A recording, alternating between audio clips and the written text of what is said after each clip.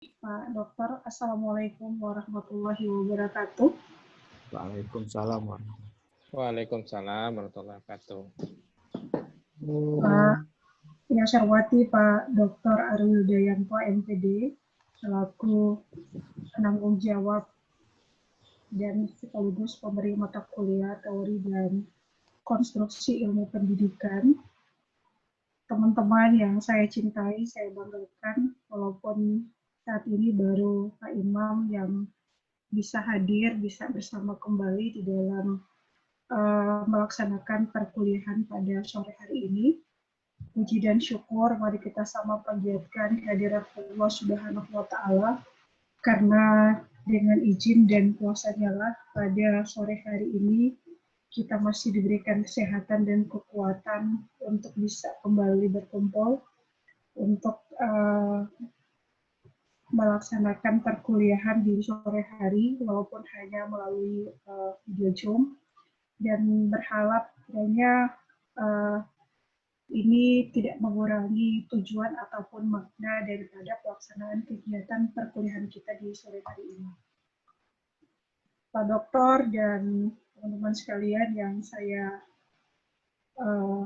cintai, saya banggakan, pada sore hari ini ruang lingkup yang menjadi bahasan kita pada sore hari ini adalah mencakup 3 aspek ataupun 3 item. Yang pertama adalah kompetensi pendidik, yang kedua adalah mendidik dan mengajar langsung, dan yang ketiga adalah implikasi teoretik pedagogi praktis. Jaringannya putus. Bapak Dokter dan teman-teman sekalian, kalau melihat bahasan ataupun tema ataupun item yang menjadi bahasan kita pada sore hari ini, menurut saya ini sudah sangat familiar bagi kita semua. Karena mengapa? Karena memang kita ini semuanya berada pada lingkungan pendidikan, dan terlebih khusus juga kepada saya pribadi berada pada menjadi pelaksana pada Dinas Pendidikan. Tentunya ini tanggung jawab penuh dari kami pribadi yang tidak henti-hentinya selalu menginformasikan, kemudian selalu mengingatkan, kemudian selalu menyampaikan tentang amanat dari Undang-Undang Nomor 14 Tahun 2005 tentang Undang-Undang Guru dan Dosen. Tidak lepas dari tujuan daripada pendidikan nasional itu sendiri, yakni mengembangkan potensi peserta didik agar menjadi manusia yang beriman kepada Tuhan Yang Maha Kuasa. Secara tidak langsung bahwa kompetensi pendidik seperti apa yang harus dikuasai oleh tenaga pendidik untuk mencapai tujuan daripada pendidikan itu sendiri. Jadi dari bahasan kita pada sore hari ini, saya mengangkat beberapa konsep kompetensi.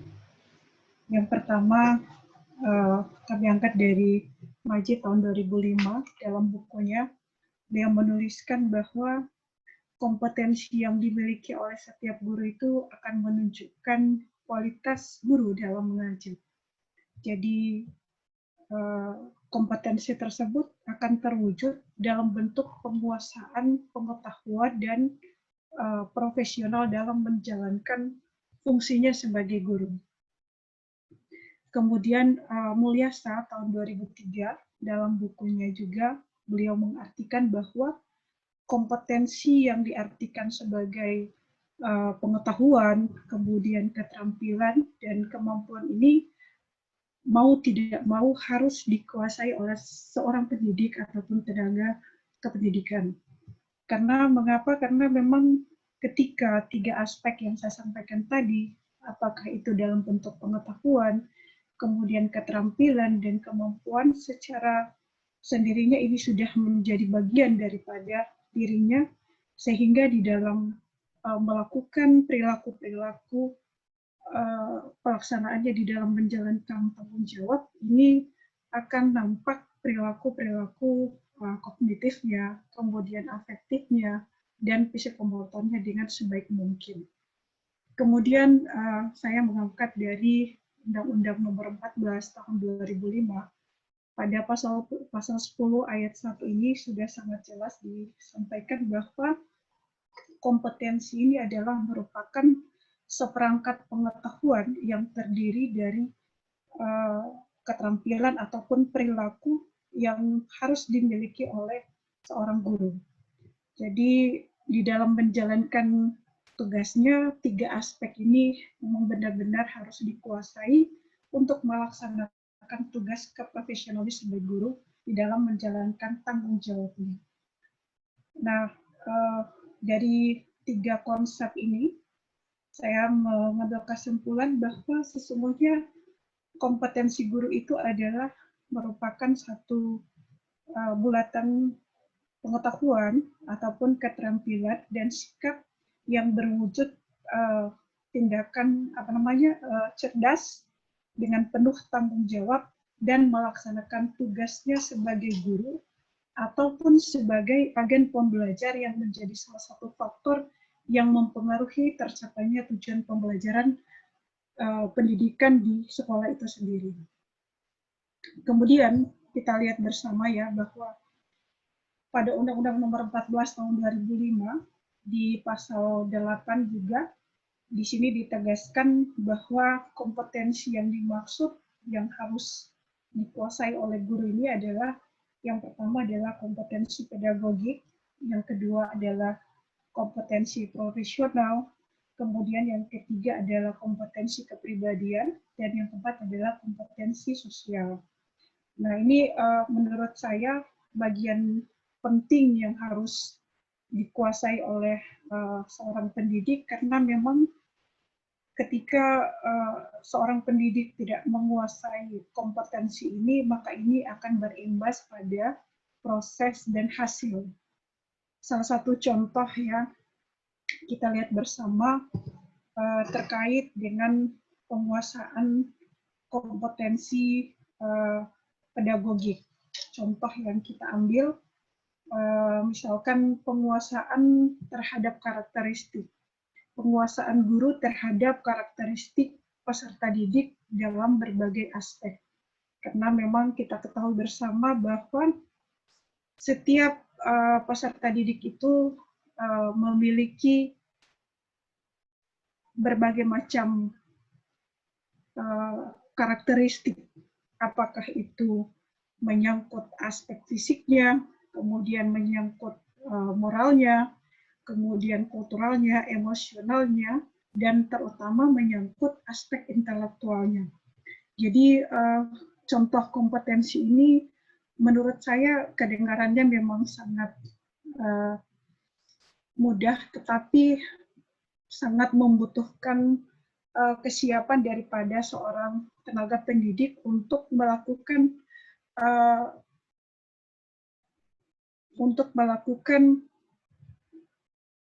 atau lebih dalam melihat tentang karakteristik ataupun perbedaan daripada setiap peserta didik. Agar nantinya tentunya tujuannya sekiranya setiap peserta didik ini tidak ada yang pernah merasa termarginalkan misalkan. Karena memang kondisi misalnya aspek fisiknya yang tidak memungkinkan, atau misalkan dari aspek intelektualnya yang memang tidak mendukung misalkan. Jadi ini adalah kepenguasaan kompetensi yang memang benar-benar membutuhkan kesiapan daripada seorang tenaga pendidik untuk mencapai standar ketuntasan yang telah ditetapkan pada ketentuan dalam Undang-Undang Nomor 14 Tahun 2005 ini. Kemudian yang kedua, tentunya ketika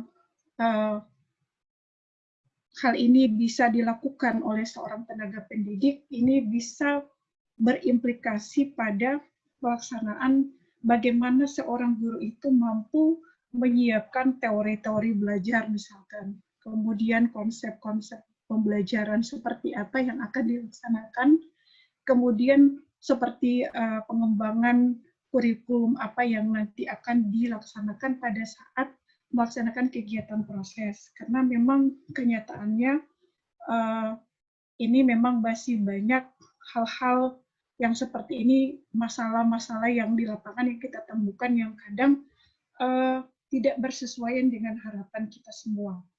Contoh lain yang menjadi kesulitan daripada guru di dalam melaksanakan penguasaan terhadap karakteristik siswa juga ini, contoh yang paling selalu kita dapatkan yakni ketidakefisiennya di dalam penerimaan peserta didik dalam satuan pendidikan. Contoh misalkan sekarang ini kita sudah melaksanakan PPDB online ya, tetapi konsep yang dalam konsep yang tertanam dalam orang tua, dalam masyarakat itu bahwa masih ada sekolah-sekolah favorit misalkan. Kemudian ada sekolah-sekolah unggulan misalkan. Ini yang mendorong orang tua untuk memberikan atau berisikeras untuk menyekolahkan anak-anaknya pada sekolah-sekolah tersebut. Walaupun kita sudah melakukan PPDB yang sistemnya berbasis zonasi. Tetapi inilah yang menjadi tantangan pemerintah dalam hal ini, bagaimana bisa memberikan pemahaman kepada masyarakat sekiranya kurikulum yang diterapkan pada seluruh satuan pendidikan ini pada dasarnya sama, dan konsep-konsep tentang sekolah-sekolah favorit, sekolah-sekolah unggulan ini akan dengan sendirinya akan hilang dari pikiran-pikiran masyarakat, karena memang pada dasarnya sangat membutuhkan waktu yang cukup lama untuk memberikan pemahaman kepada orang tua bahwa kurikulum yang digunakan di semua satuan pendidikan itu sama. Walaupun kita tahu bersama bahwa dari konsep tentang kesediaan tenaga pendidiknya, kemudian kesediaan dari segi sarana prasarananya yang mungkin agak berbeda dengan satuan pendidikan lainnya. Nah, ini yang menjadikan penguasaan guru terhadap karakteristik siswa ini agak mengalami kesulitan, sehingga di dalam penerimaan siswa misalkan sudah melebihi kapasitas berdasarkan sesuai dengan standar pelayanan minimal yang sudah ditetapkan oleh pemerintah. Kemudian contoh-contoh lain juga seperti pelaksanaan kegiatan ataupun pengembangan kurikulum berdasarkan tingkat satuan pendidikan. Jadi sekarang ini begitu banyak ya upaya, baik itu dilakukan oleh satuan pendidikan, kemudian oleh pemerintah daerah ataupun pemerintah pusat melalui pemerintah daerah dengan melakukan pengembangan kompetensi daripada guru ini menurut saya tidak maksimal dilakukan dan diterima, bahkan menurut saya ini dilakukan tidak sambil lalu saja oleh pendidik, karena mengapa ketika kami melakukan semacam supervisi terhadap tenaga pendidik, bahwa masih banyak pendidik-pendidik kita ini yang masih menggunakan konsep-konsep lama. Contoh misalkan belum bisa mengembangkan desain pembelajaran, belum mampu mengembangkan teori-teori pembelajaran yang berhubungan dengan pencapaian standar kompetensi yang sudah ditetapkan. Nah, ini tentunya juga sangat berpengaruh pada proses hasil belajar daripada peserta didik itu sendiri. Kemudian yang berikut adalah kompetensi profesional. Jadi pada kompetensi profesional ini, menurut saya ini kompetensi dasar disiplin ilmu yang menjadi latar belakang daripada pendidik untuk mengembangkan kegiatan proses pembelajaran, dan ini memang tentunya sangat berpengaruh pada hasil juga, karena memang menurut saya ini pengalaman yang kami dapatkan, ada semacam pengrekrutan misalkan tenaga pendidik yang tidak berdasarkan basic ataupun kompetensi pembelajaran yang diinginkan. Contoh misalkan di sekolah-sekolah tertentu, ini mungkin juga menurut saya ada kebijakan-kebijakan politik misalkan di dalamnya, sehingga kami walaupun dari pihak Dinas Pendidikan sudah melakukan sebuah analisis kebutuhan guru, maka tetap saja ada kebijakan-kebijakan tertentu yang ditempuh sehingga ini menyebabkan satuan pendidikan itu merasa tidak memiliki kompetensi dalam hal ini guru yang mengajar dalam bidang materi pelajaran yang berdasarkan basic ilmunya. Sehingga yang terjadi di lapangan itu kepala sekolah menjadi ataupun melakukan rekrutmen berdasarkan situasional. Artinya begini, kepala sekolah mengambil satu kebijakan mengangkat guru, kemudian menjadikan sebagai guru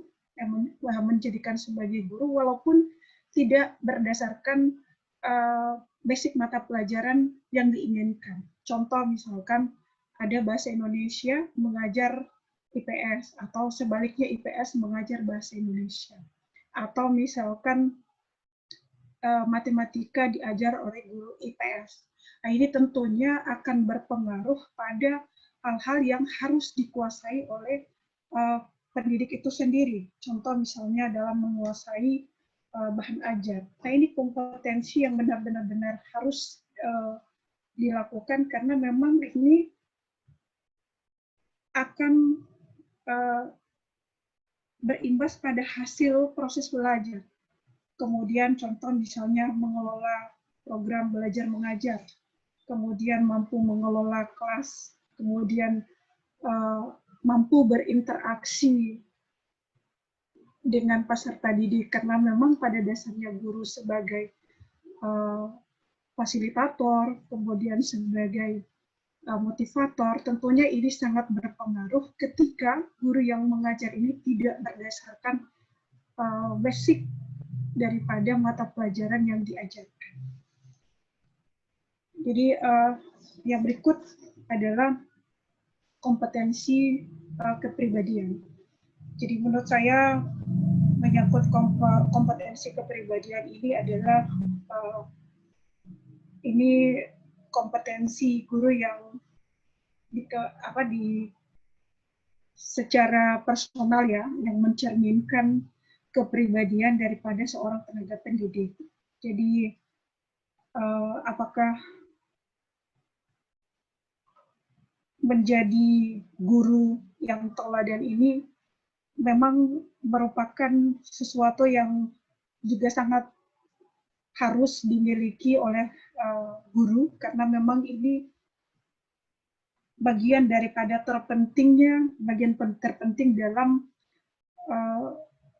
memenuhi tujuan daripada pendidikan akhir kita. Contoh misalkan pengembangan apakah guru mampu mengembangkan kepribadiannya. Salah satu contoh kasus misalkan di salah satu sekolah itu membuat satu aturan, misalkan bertakwa kepada Tuhan yang Maha Kuasa. Ada satu aturan yang sudah ditetapkan oleh satuan pendidikan bahwa tepat pukul 12 siang kita akan melaksanakan sholat bersama. Nah, ini tentunya aturan-aturan seperti ini tentunya tidak hanya berlaku untuk peserta didik, tetapi juga berlaku untuk semua stakeholder yang ada. Sehingga ini menjadi panutan sendiri bagi peserta didik agar sekiranya kepribadian-kepribadian semua yang ada dalam satuan pendidikan ini menjadi contoh yang baik. Kemudian melakukan interaksi komunikasi ya bersama baik itu teman sejawat, kemudian peserta didik, kemudian masyarakat sekitar. Ini juga merupakan bagian terpenting karena memang berkomunikasi secara profesional ini memang sangat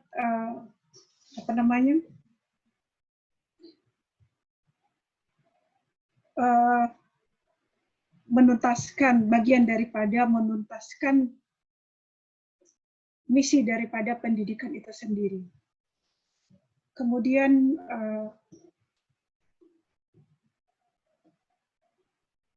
secara umum kami menyampaikan bahwa kompetensi kepribadian ini menurut saya ini kembali ke guru itu sendiri, di mana seorang ataupun kepribadian guru yang seperti apa yang menjadi tauladan daripada semua peserta didik, atau menampilkan kepribadian yang paripurna, misalkan contoh dari segi spiritualnya, kemudian emosionalnya, kemudian kesopanannya, kemudian kejujurannya, ini yang menjadi bagian terpenting yang mau tidak mau harus juga menjadi bagian terpenting dalam penguasaan guru sehingga bisa mencapai sesuatu yang benar-benar diinginkan. Kemudian yang berikut adalah kompetensi sosial. Kompetensi sosial ini adalah merupakan kemampuan guru sebagai bagian dari masyarakat yang berkomunikasi dan bergaul secara efektif dengan peserta didik, kemudian sesama pendidik, atau dengan masyarakat sekitar. Jadi apakah itu dalam bentuk komunikasi lisan, apakah dalam bentuk komunikasi tulisan, ini memang benar-benar dilakukan oleh semua ataupun sesama pendidik, ataupun tenaga pendidikan, ataupun orang tua dan peserta didik yang nantinya bisa menggambarkan seperti apa yang diinginkan dalam melaksanakan bergaul secara santun seperti apa. Sehingga ini yang menjadi salah satu tuntutan kompetensi yang mau tidak mau harus juga dikuasai oleh seorang guru. Kemudian kompetensi sosial ini juga menjadi bagian penting ya, peran penting, di mana memang guru dengan masyarakat berbeda profesinya, sehingga perlu membutuhkan komunikasi yang baik, sehingga ini benar-benar menggambarkan bahwa ini adalah salah satu komitmen daripada kompetensi yang memang harus dikuasai oleh seorang pendidik. Kemudian yang berikut adalah kita lihat bersama konsep mendidik dan pembelajaran langsung. Mendidik adalah menurut kami dari buku yang kami baca bahwa sebagai proses pergaulan antara mendidik dengan anak didik. Jadi kedua individu ini menurut saya terlibat langsung dalam hubungan sosial yang dinamis yang sifatnya tentunya ini mempengaruhi secara timbal balik dalam yang sifatnya mengikat antara guru dengan peserta didik.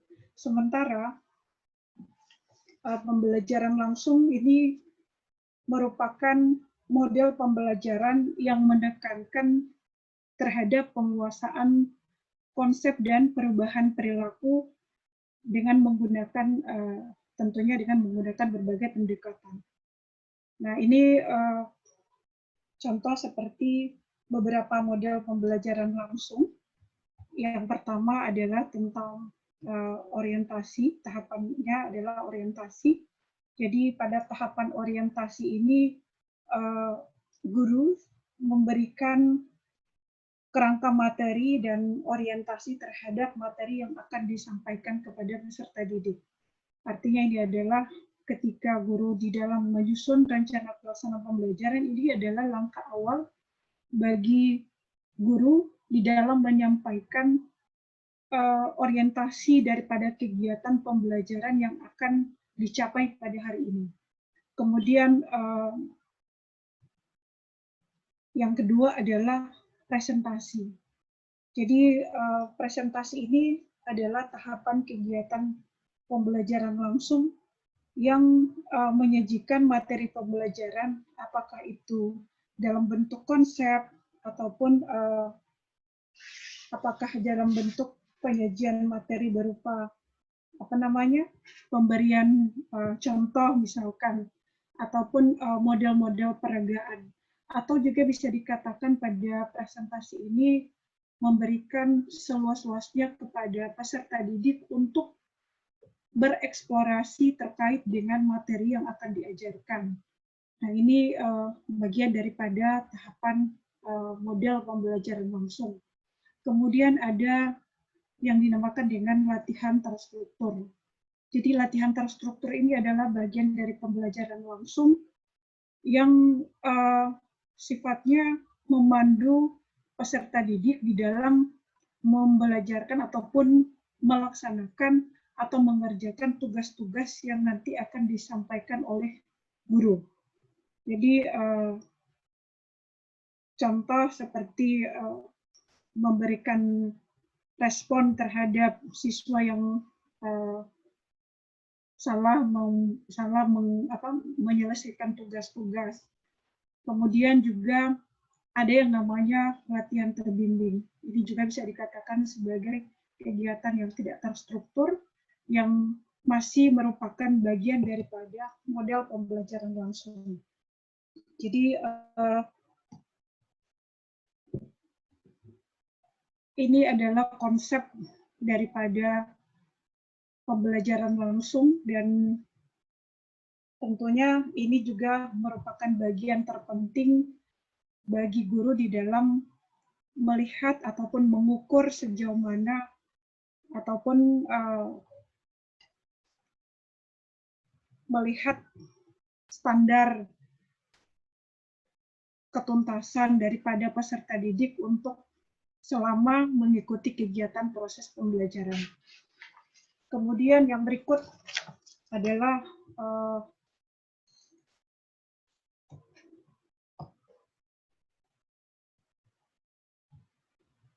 implikasi daripada teoretik pedagogik praktis. Ini secara umum dapat disampaikan bahwa pedagogik ini dapat dikelompokkan menjadi dua cabang. Yang pertama adalah pedagogik teoritis, kemudian yang kedua adalah pedagogik praktis. Jadi pedagogik praktis ini merupakan cabang daripada pedagogik yang bertugas untuk menyusun pengetahuan yang bersifat teoritis.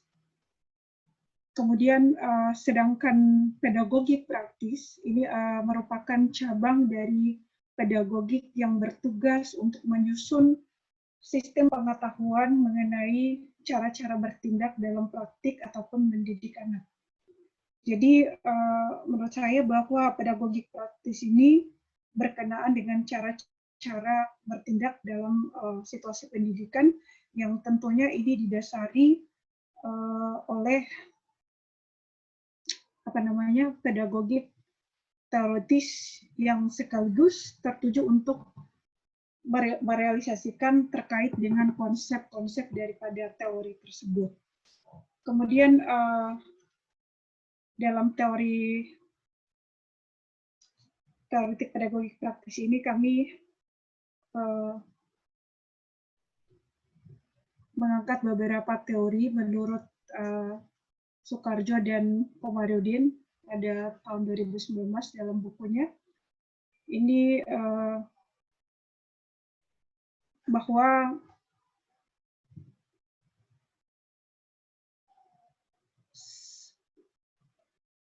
dalam dunia pendidikan itu sampai pada saat ini telah menganut berbagai macam teori. Dan tentunya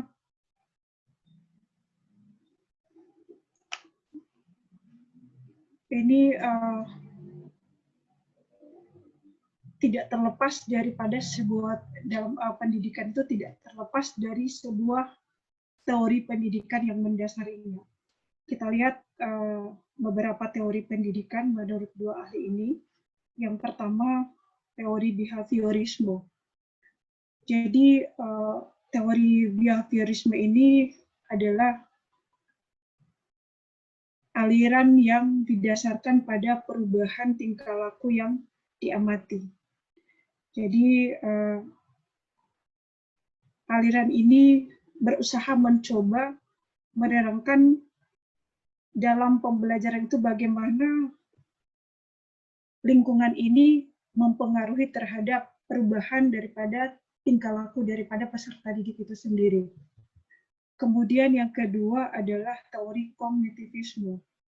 Jadi teori ini berusaha menjelaskan dalam belajar itu bagaimana orang-orang itu berpikir. Karena aliran kognitivisme ini lebih mementingkan proses belajar daripada hasil belajar itu sendiri. Karenanya menurut teori ini bahwa belajar melibatkan proses berpikir yang kompleks. Kemudian yang ketiga adalah teori konstruktivisme. Jadi teori konstruktivisme ini adalah merupakan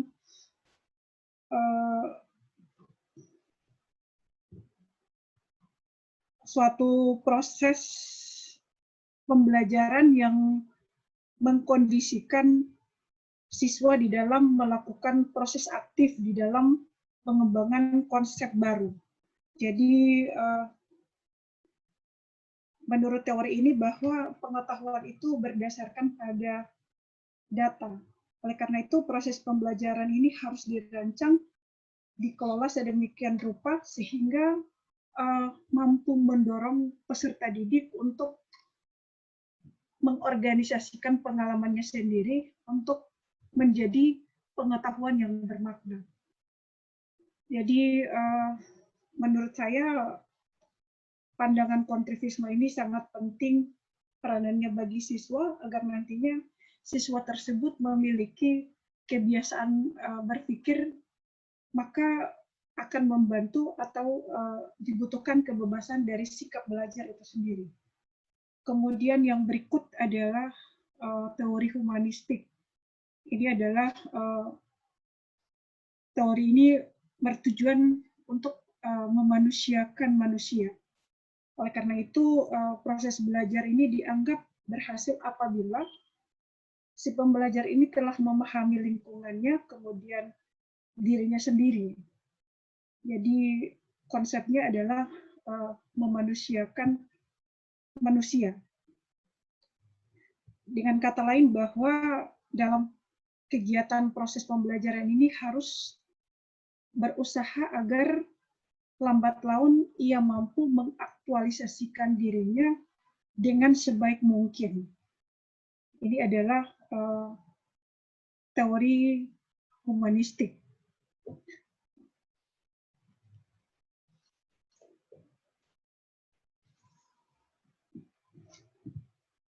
Dari sini kami bisa dapat menyimpulkan bahwa memang pendidikan itu merupakan syarat mutlak apabila manusia ingin tampil dengan sifat-sifat hakikat daripada manusia itu sendiri, maka untuk bisa bisa bersosialisasi antar sesama manusia, inilah hal-hal yang manusia yang perlu pendidikan. Jadi definisi daripada pendidikan itu sendiri banyak sekali ragamnya dengan definisi antara satu dengan satu pendapat ataupun berbeda dengan yang lainnya. Jadi sudut pandang dari setiap orang itu berbeda-beda ya. Ini juga seperti apa namanya? Ini juga dapat dipengaruhi oleh apa namanya tadi yang saya katakan oleh sudut pandang dari masing-masing, karena memang sasaran daripada sasarannya adalah manusia yang mengandung banyak aspek dan sifat yang kompleks, sehingga ini mengandung banyak aspek yang sifatnya kompleks. Mungkin ini yang bisa saya sampaikan, Pak Dokter. Mohon maaf karena memang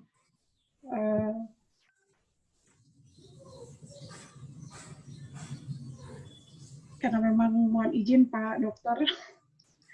Mohon maaf atas keterbatasannya, dan billahi taufik wal hidayah. Wassalamualaikum warahmatullahi wabarakatuh. Waalaikumsalam warahmatullahi wabarakatuh. Terima kasih Bu Herlita.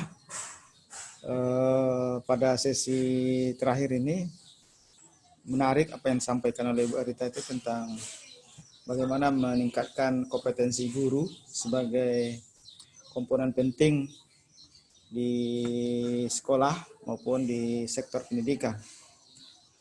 Ada yang menarik dan belum disentuh oleh Bu Herlita ini. Sebagai program doktor tentu kami berharap Bu Herlita nanti selesai bisa menjadi seorang pimpinan atau pejabat penting di lingkungan pendidikan ya. Tentu kita harus berpikir program dan rencana-rencana aksi yang terkait dengan upaya peningkatan kompetensi guru ini. Karena tentu harus diaplikasikan apa yang kita diskusikan hari ini. Ke depan harus kita punya pemikiran-pemikiran yang kreatif untuk mengembangkan dan memajukan pendidikan kita. Nah, berkaitan dengan peningkatan kompetensi, tentu berkaitan dengan keterampilan, pengetahuan, dan sikap guru. Ya, 3 komponen ini harus diperbaiki. Ya, jadi pengetahuan, keterampilan, dan sikap. Nah, apa program yang menarik yang bisa dilakukan sehingga ketiga komponen ini secara bersamaan itu meningkat? Ya. Sebagai seorang pengelola pendidikan, ya, ke depan tentu ada program-program yang populer yang harus dikembangkan. Ya, di antaranya bagaimana meningkatkan peran kepala sekolah. Bagaimana membangun komunitas pembelajar di sekolah. Kita kenal juga dengan istilah guru pembelajar. Nah, bagaimana kita meningkatkan kesadaran belajar dari guru itu.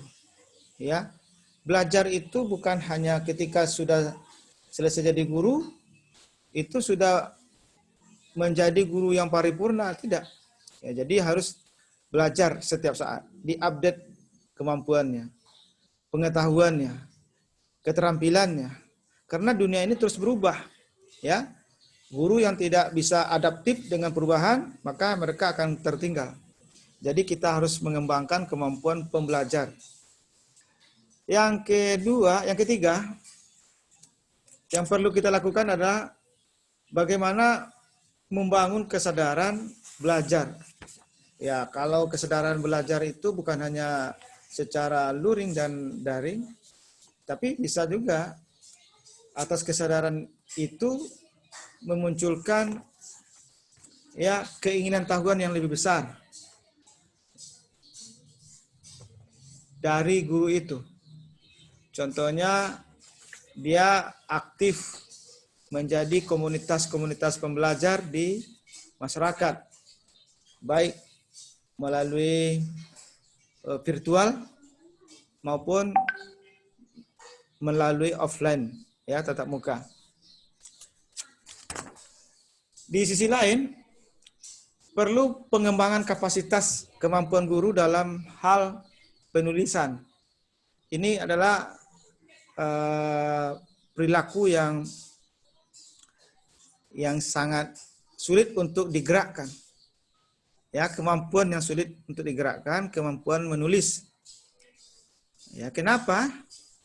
Banyak guru kita berhenti naik pangkat, tidak profesional, termasuk dosen pun tidak bisa naik pangkat karena kemampuan menulisnya yang rendah.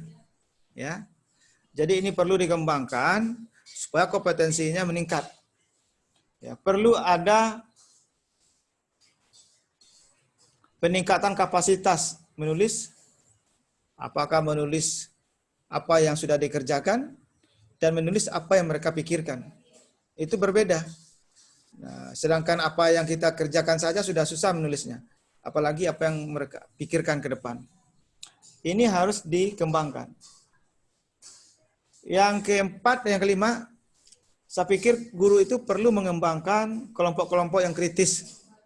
Ya, banyak guru yang tidak mau dikritik sekaligus tidak mau bergaul dengan kelompok-kelompok yang kritis. Contohnya kelompok pemberdayaan guru, forum musyawarah guru mata pelajaran, ya. Contohnya juga masuk pada kelompok-kelompok penelitian, kelompok diskusi, kelompok asistensi, kelompok kerja, kelompok teknis dan lain. Nah, ini perlu dilakukan agar kompetensi guru itu meningkat. Nah, di Dinas Pendidikan mesti dikembangkan, Bu Rita. Ini mesti dia di-create dengan bagus, dikelola dengan bagus. Yang keenam, perlu dilakukan mentoring pendidikan. Ya, mentoring ini perlu ada orang yang menjadi mentor yang harus disiapkan. Fungsinya adalah memberikan pembinaan, ya, pelatihan yang lebih intensif kepada guru. Nah, kami juga ada kerjasama dengan beberapa sekolah-sekolah yang sudah profesional. Ini perlu dilakukan. Harus ada kelompok yang menjadi mentor kita, ya. Orang yang sudah memiliki pengalaman lebih, itu akan kita tunjuk menjadi mentor guru itu.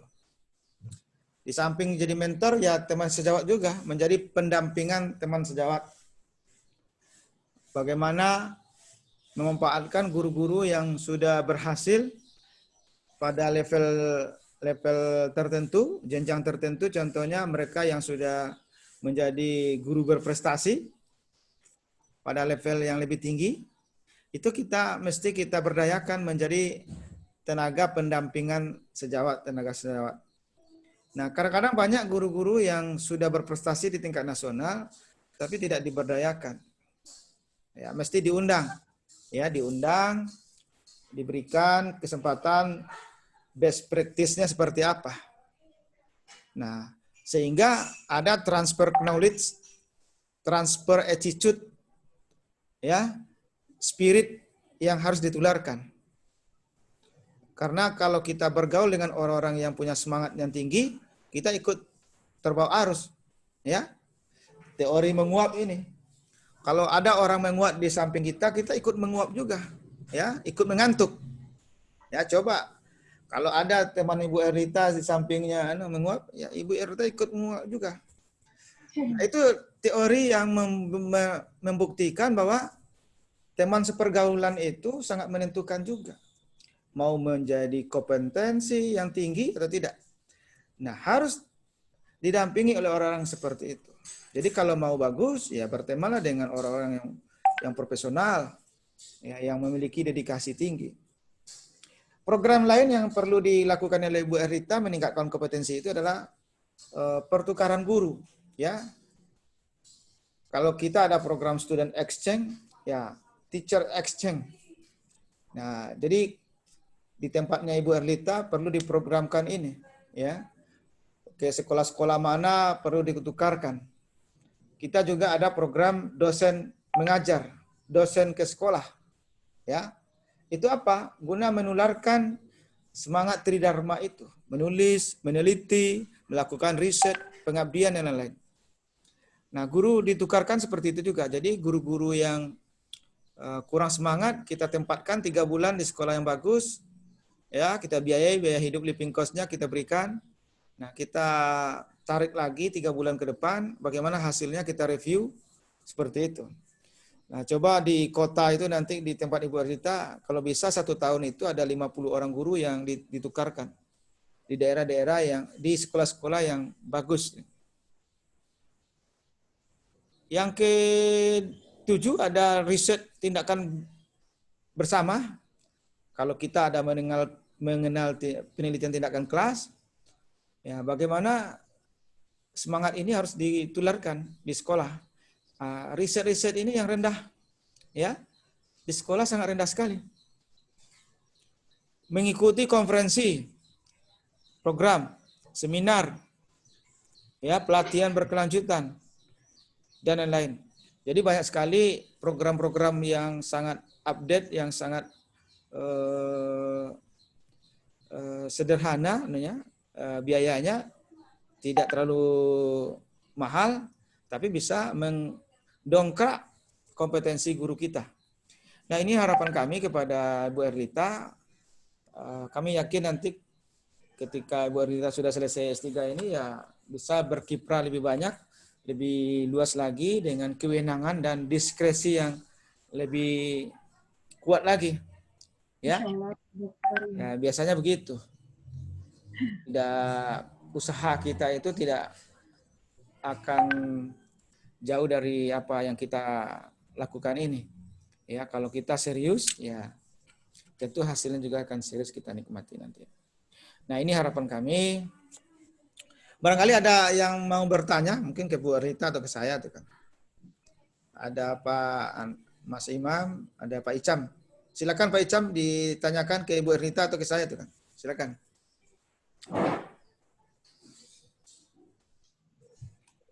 Baik, terima kasih Pak.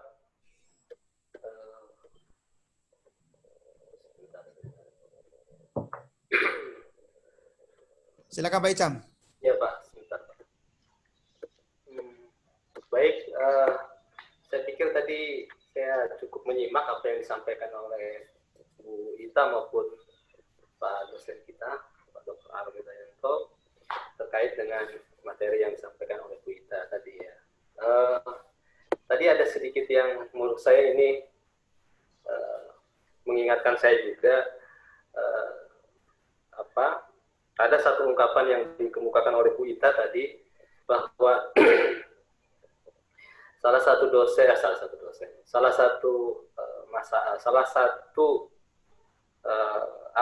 masalah kalau dikatakan masalah di guru itu diantaranya itu kalau tidak salah kurang lebihnya Bu Ita mengatakan bahwa guru-guru dalam mengajar itu tidak menggunakan teori-teori yang dipakai atau dipelajari ketika di bangku kuliah misalkan. Ini saya ingat, saya lupa ini artikelnya tahun berapa saya baca, tapi saya pernah baca ini salah satu rendahnya kualitas pendidikan Indonesia diantaranya adalah guru dalam mengajar itu tidak menggunakan ilmu gitu kan. Nah ini saya jadi ingat yang Bu Ita tadi disampaikan, sehingga mungkin ini menjadi dipertegas lagi oleh Bu Ita gitu kan terkait dengan apa yang Bu Ita sampaikan tadi terkait dengan bahwa guru dalam mengajar tidak menggunakan teori-teori pembelajarannya yang mungkin yang diperoleh ketika di bangku kuliah. Nah, Bu Ita kan duduk di pemangku kebijakan lah di antara salah satu dari yang ada di Dinas Pendidikan Kota.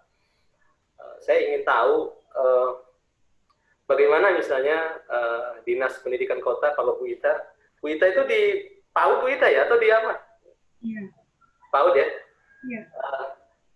Bagaimana strategi di PAUD Dinas Kota Gorontalo melihat menyikapi misalkan yang disampaikan oleh Bu Ita sendiri bahwa guru guru dalam mengajarnya cenderung tidak menggunakan misalkan teori-teori pembelajaran yang mungkin waktu kuliah dulu itu dia pelajari.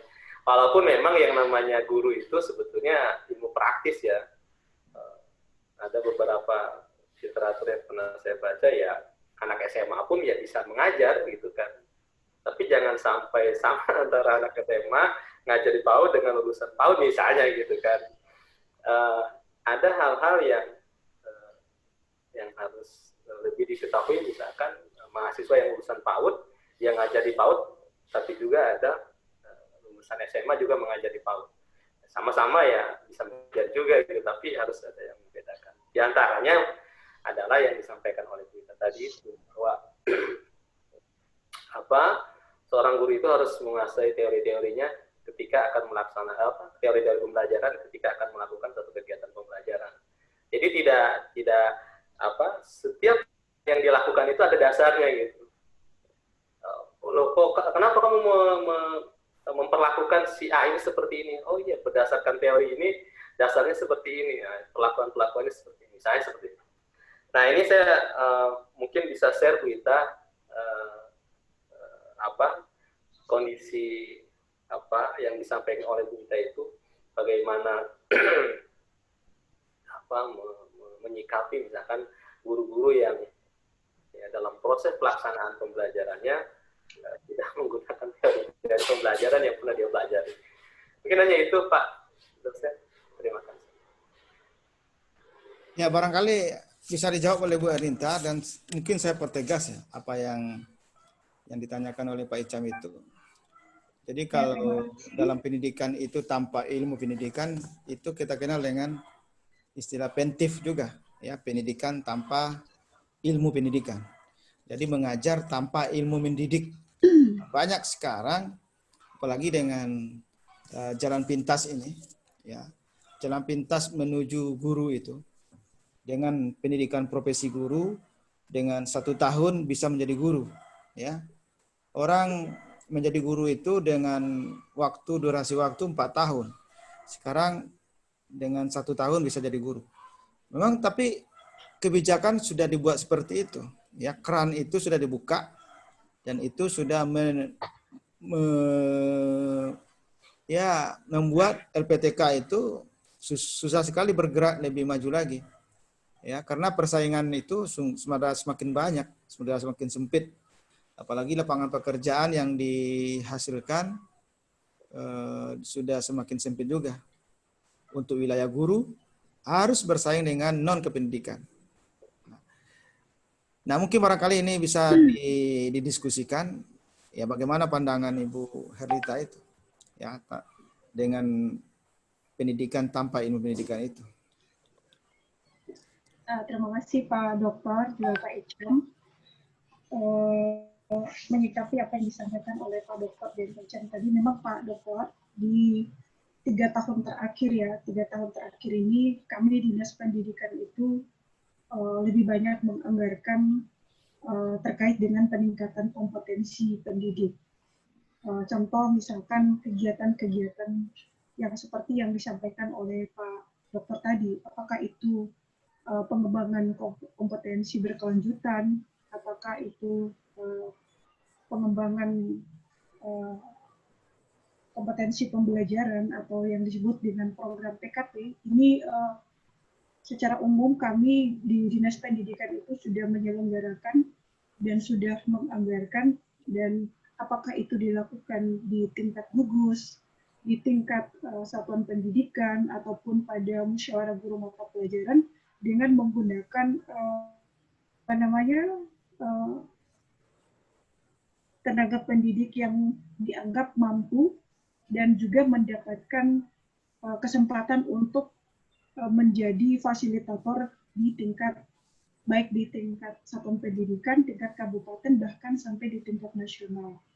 Itu yang dinamakan dengan instruktur nasional ya. Jadi kita memberdayakan mereka-mereka ini untuk melakukan pendampingan pada saat melaksanakan kegiatan-kegiatan yang dilaksanakan baik itu di tingkat gugus maupun di tingkat musyawarah guru mata pelajaran. Nah, kemudian apa yang saya sampaikan tadi memang dari apa yang disampaikan oleh Pak Icam, banyak pendidik yang tidak melakukan ataupun tidak melaksanakan teori dan prinsip-prinsip pembelajaran, karena memang banyak tenaga pendidik kita yang sudah dilatih misalkan bagaimana bisa mendesain kegiatan proses pembelajaran, mulai dari penyusunan rencana pelaksanaan pembelajaran sampai pada penilaian, sistem penilaian itu tidak dilakukan. Contoh misalkan masih ada guru ataupun tenaga kependidikan yang menggunakan konsep lama, misalkan catat bahan sampai habis misalkan, ataupun konsep-konsep ya tidak mengembangkan model-model pembelajaran untuk mencapai standar ketuntasan daripada tujuan pembelajaran itu sendiri. Ini yang tentunya kompetensi di dalam mengembangkan desain pembelajaran misalkan.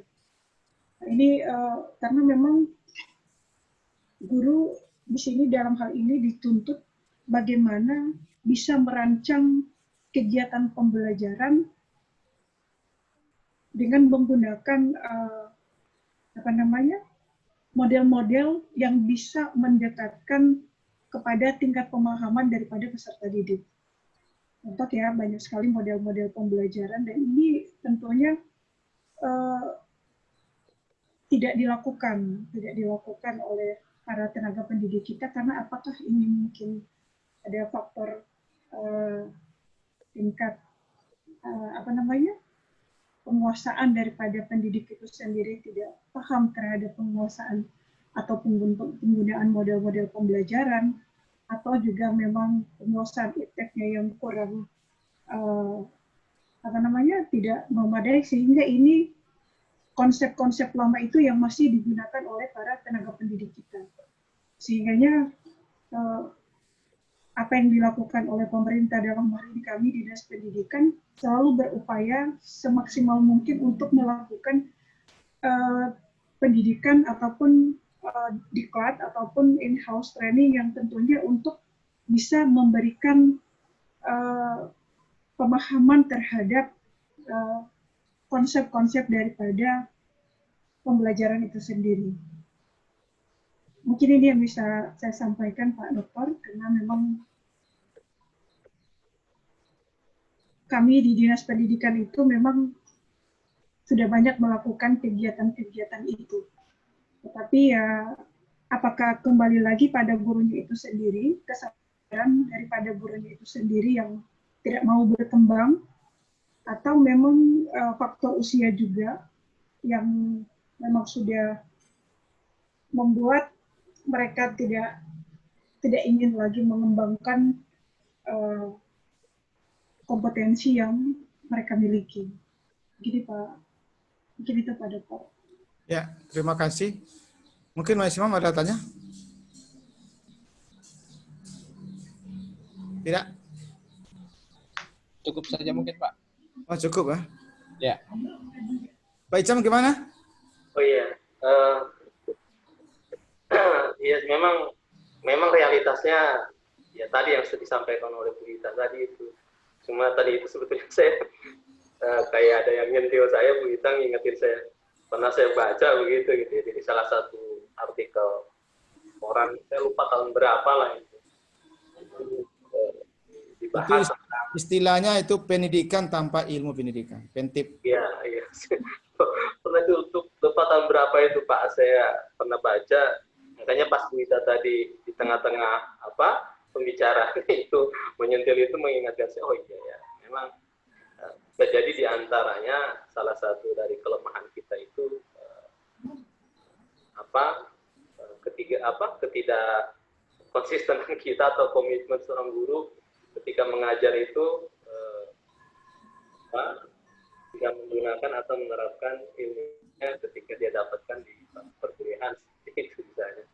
Dan ya seperti Bu Ita juga tadi sampaikan, memang ya masih banyak lah para pendidik kita, mungkin termasuk di kota Bu Ita ya, mungkin Dinas Pendidikan Kota punya database berapa anak ya, berapa guru yang memang yang masih SMA misalkan. Kalau kita masih SMA, berapa guru yang sudah ikut pelatihan tingkat 1, tingkat 2 sampai akhir misalkan. Dan saya pikir memang kita tidak jangan lelah-lelah, maksudnya jangan cepat lelah lah gitu ya, untuk terus mendorong guru-guru kita. Ini hanya mengingatkan saya juga gitu ya, sekaligus mengingatkan diri saya sendiri untuk ya terus mendorong dan mengingatkan bahwa ya di antara kewajiban kita mengajar itu jangan hanya cuma mengajar ya selesai menyampaikan materi tanpa memikirkan lain-lainnya gitu ya, selesai begitu saja gitu kan. Padahal saya selalu mengatakan kalau di kelas itu, kalau di perkuliahan, jadi guru itu sesuatu yang sangat sulit sebetulnya gitu ya. Kalau memang mau betul-betul serius, harus ditekuni. Kalau misalkan ada anak yang karakteristiknya seperti ini, bagaimana menanganinya. Kalau kita menggunakan kelas yang besar, terus kita menggunakan metode ini, apa dasarnya? Gitu kan. Ini sebetulnya kalau kita betul-betul mau serius. Tapi kan jarang lah yang sampai kepada situ. Tapi ya saya sih tidak putus asa dalam hal mengajar gitu, sampaikan ke calon-calon guru anak usia dini ya, Anda ketika mengajar itu memang harus dipakai itu dasar-dasar atau teori-teori pembelajarannya, teori perkembangan anak segala macam itu kan. Nah ini yang ya memang kembali lagi sih kepada minat baca itu sih sebetulnya ya. Seberapa keras pun kita menyampaikan itu, kalau mereka hanya mendengarkan dari apa yang disampaikan oleh dosen misalkan ya tentunya itu juga tidak akan terlalu memberikan nilai yang cukup signifikan. Tapi di antara, kalau saya perhatikan di antara beberapa mahasiswa juga ya ada juga, tapi prosentasenya tidak terlalu tinggi gitu ya. Tapi artinya gini, dari sisi kebijakan pun tadi makanya saya sampaikan ke kita, harus ada kebijakan yang memang coba untuk mendorong kegiatan proses belajar mengajar itu harus didasarkan pada tadi yang disampaikan oleh Pak dosen kita itu ilmu pendidikannya itu, bagaimana menerapkan ilmu pendidikan dalam proses. Dan memang ini menurut saya sesuatu yang mendasar lah ya. Ketika dokter mengambil satu diagnosis, ya kan nggak mungkin dokter mengambil satu diagnosis hanya berdasarkan iseng-iseng gitu kan, atau asal lah gitu. Pasti dia ada landasannya. Nah, seorang guru pun begitu saya pikir. Ketika mengambil satu tindakan, satu kegiatan, nah itu harus ada dasar pijakan dia, kenapa dia melakukan itu. Kalau saya sih selalu mengatakan ketika Anda sudah di sekolah itu, ya jauhkanlah ego-ego Anda sendiri gitu kan. Tapi yang dimunculkan adalah bagaimana untuk mengembangkan atau menstimulasi perkembangan anak di sekolah itu sendiri. Jadi terima kasih Bu Gita, saya pikir ini satu informasi cukup berharga lah ya. Setidaknya kan ada satu gambaran yang disampaikan oleh Bu Gita terkait dengan karena saya di pendidikan anak usia dini Bu Ita, jadi ada satu gambaran lah gitu ya. Oh iya, seperti inilah yang dilakukan untuk menstimulasi supaya kualitas guru-guru PAUD kita ini menjadi lebih baik. Selain itu juga masih banyak sebetulnya permasalahan guru, mungkin termasuk kesejahteraan juga, ini juga jadi permasalahan. Tapi itu saya pikir tema lain mungkin ya kalau misalkan membahas. Ini satu lagi Pak dosen, saya ada satu pikiran gitu ya, kita di COVID sekarang ini, para ahli-ahli kesehatan, dokter, universitas yang memiliki kapabilitas di bidang kesehatan berlomba-lomba untuk menciptakan vaksin gitu ya. seharusnya kita juga LPTK berusaha berlomba-lomba menciptakan vaksin pembelajaran di masa COVID ini. Ini yang mungkin harus jadi perhatian lebih. Ini bagaimana pembelajaran yang sekarang masih pada bingung ini, bagaimana kegiatan pembelajarannya, metode apa yang digunakan, evaluasinya bagaimana, dan segala macam. Ini juga mungkin jadi tugas kita bersama menurut saya untuk menciptakan mungkin dari LPTK maupun dari Dinas Pendidikan menciptakan satu vaksin untuk pembelajaran di masa COVID sekarang ini, sehingga vaksin dari pembelajaran bukan vaksin kesehatan ya, tapi vaksin kegiatan pembelajaran, sehingga kegiatan pembelajaran walaupun dalam kondisi COVID ini tetap maksimal. Mungkin demikian, Pak. Terima kasih. Ya, terima kasih Pak Icam. Jadi ide Pak Icam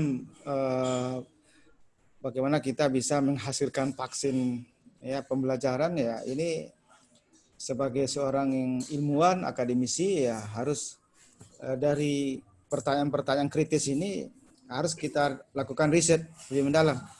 Ya, apa yang bisa kita kerjakan sehingga bisa menghasilkan inovasi termasuk di dalam proses pembelajaran, kan? Yang selama ini kita mengenal istilah daring, bagaimana pembelajaran di era pandemik ini secara daring tapi interaktif, gitu kan? Mungkin ada lagi model-model lain yang perlu dikembangkan ya, tidak menutup kemungkinan. Ya, jadi seorang pendidik itu teruslah melakukan inovasi, melakukan suatu try and error dalam sebuah rekayasa sosial maupun rekayasa pembelajaran. Jadi silakan, barangkali mungkin jadi tesis disertasinya Pak Icam nanti kita mendorong ada output atau produk yang bisa dihasilkan dari pemikiran-pemikiran yang kritis tadi. Ya, kita menunggu itu.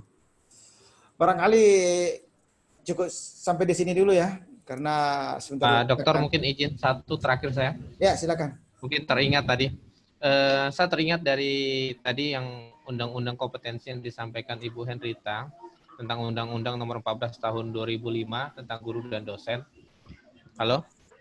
Iya, Pak. Ya, kedengaran ya? Kedengaran, Pak. Oh ya, alhamdulillah. Jadi kalau dosen itu ada istilah tridharma perguruan tinggi, ya. Pendidikan, penelitian, dan pengabdian.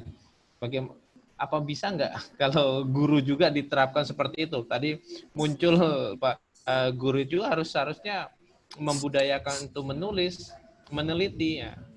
Karena ini undang-undangnya sama, mungkin ada persepsi seperti apa Pak Dokter, sehingga ini juga tidak terlalu menjadi beban khusus untuk guru-guru yang bagaimana kalau tri pendidik tadi itu ya, tridharma misalnya itu juga bisa diterapkan guru juga. Mungkin ada pandangan tertentu Pak Dokter. Ya, ini menarik pertanyaannya. Di kampus itu ada anggaran penelitian. Nah, di guru itu tidak ada. Itu yang bikin semangat menulis dan meneliti itu menjadi kurang. Mungkin Bu Erlita nanti kalau jadi pejabat di Dinas Pendidikan ya mengalokasikan APBD-nya untuk biaya riset, kan, biaya pengabdian. Ya. Nah ini jadi inovasinya seperti itu. Kalau orang didorong dengan anggaran yang memadai, ya, saya pikir akan berlomba-lomba. Saya dulu orang tidak berpikir skripsi mahasiswa itu jadi buku, ya. Jadi tahun ini saya menganggarkan skripsi mahasiswa itu outputnya dalam bentuk buku, dalam bentuk jurnal, dalam bentuk artikel. Alhamdulillah, insya Allah tahun ini akan ada beberapa produk buku yang dihasilkan mahasiswa. Jadi S1 itu sudah menghasilkan buku. Ya, mungkin Mas Imam nanti ya ditiru lah, diadaptasi lah program-program saya ini di tempat di Bina Taruna ya. Ya. Skripsinya dikasih 5 juta dapat 1 buku bisa. Jadi luar biasa kalau Mas Imam mengadaptasi ya, saya tidak akan keberatan itu. Alhamdulillah, insya Allah Pak. Tapi barangkali itu ya Mas Imam ya. Nah, itu idenya cukup bagus. Terima kasih. Insya Allah besok kita akan examination ya, ujian akhir. Tapi dengan arti kata tetap mengeluarkan video mandirinya. Yang satu lagi, satu materi lagi yang diberikan tugasnya. Karena azan sudah berkumandang, kita akhiri pertemuan kita hari ini. Insya Allah penuh keberkahan bagi kita semua untuk terus belajar. Amin ya rabbal Amin, alamin. amin. Oke, Terima kasih barangkali banyak Pak demikian. Dokter. Assalamualaikum warahmatullahi wabarakatuh. Waalaikumsalam warahmatullahi wabarakatuh. Terima kasih Pak Dokter. Mohon izin,